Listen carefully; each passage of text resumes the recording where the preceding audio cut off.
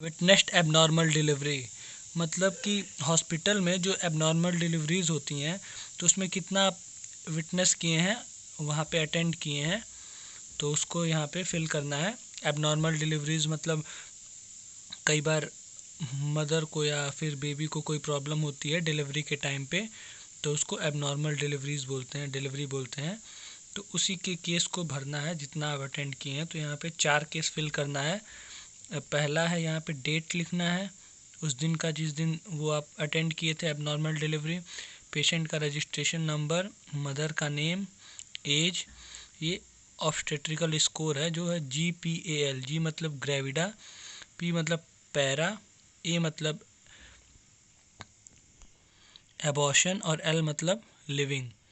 मतलब कितनी मदर कितनी प्रेगनेंसी कंसीव की है, उसमें से कितना 28 वीक को क्रॉस किया है, और उसमें से कितना एबॉर्शन हुआ है और कितने लिविंग थे बच्चे, उसको फिल करना है।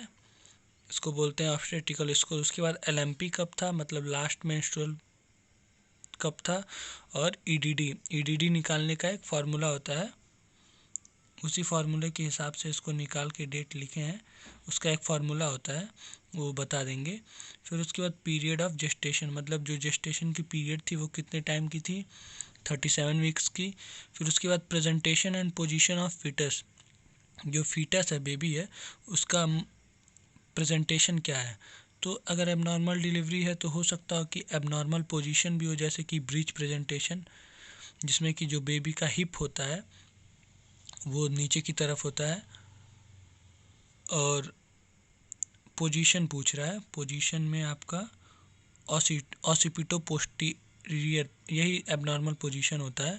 अगर एंटीरियर रहता है तो नॉर्मल पोजीशन रहता, पोस्टीरियर है तो एबनॉर्मल। मतलब जो ऑसिपिट है, बेबी का जो ऑसिपिटल बोन है वो पोस्टीरियर की तरफ है, पीछे की तरफ है।